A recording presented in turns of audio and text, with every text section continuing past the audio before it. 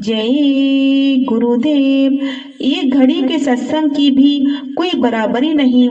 यह कहानी सुनाते हुए स्वामी जी महाराज ने कहा कि एक साहूकार का नियम था कि वह अपने आदमियों से सूद दर सूद लिया करता था। एक दिन वह एक गांव में किसी किसान के घर अपने पैसों का फैसला करने गया। किसान ने बहुत जोर लगाया पर उसने एक न सुनी। उसके बछड़े बछड़ियां और जो अनाज था सभी ब्याज में गिनकर ले लिया, एक कौड़ी भी नहीं छोड़ी। किसान ने दिल में कहा, अच्छा लाला, अब तो तू जा और अपना बिस्तर ले जा।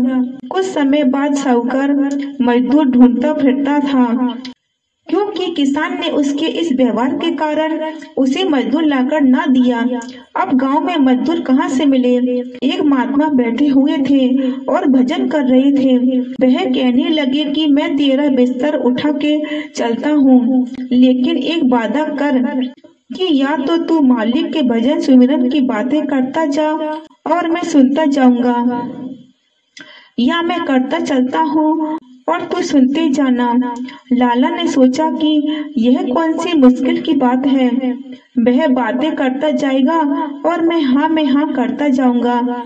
उस महात्मा ने बिस्तर उठा लिया और बातें करते हुए चल पड़ा। जब उसका गांव आया तो साधु ने कहा कि लो लाला जी, मैं अब जाता हूँ। साधु ने दिल में सोचा कि यह भी क्या याद करेगा कि मेरा किसी साधु के साथ हुआ था, इसको कुछ बताना चाहिए। साधु ने साहूकार से कहा, आज से 8 दिन के बाद तेरी मौत है। तेरी सारी उम्र में कोई अच्छे कर्म नहीं है। यह जो 1 घंटा मेरे साथ बातें की है वही एक श्रेष्ठ कर्म है। जब तुम्हें यमदूत ले जाएंगे और पूछेंगे कि इस 1 घंटे के सत्संग का फल पहले लेगा कि पीछे, तब तुम कह देना कि पहले, और फल यही मांगना कि मुझे उस महात्मा के दर्शन कराओ। फिर जो होगा तुम देख लेना।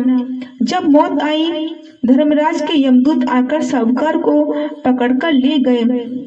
जब पेश हुआ तो धर्मराज ने चित्रगुप्त से कहा कि इसका एमाल नामा देखो, शायद कोई श्रेष्ठ कर्म हो। उन्होंने विचार करके कहा कि एक महात्मा के साथ इसने 1 घंटा बातें की हैं। धर्मराज ने पूछा कि तुझे इसका फल पहले लेना है कि पीछे।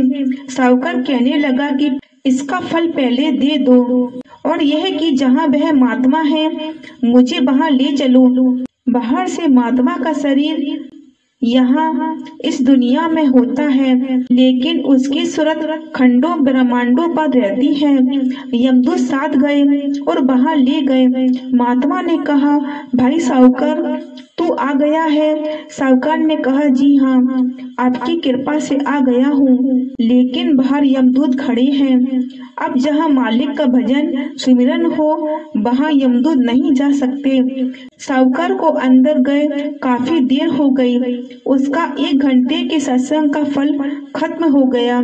बाहर यमदूत खड़े हैं और आवाजों से तथा इशारों से बुलाते हैं, लेकिन वह बाहर नहीं आता।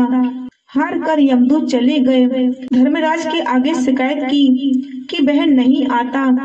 धर्मराज ने कहा कि वहाँ न मेरा गुजारा है न तुम्हारा, इसलिए अब उसका ख्याल छोड़ दो।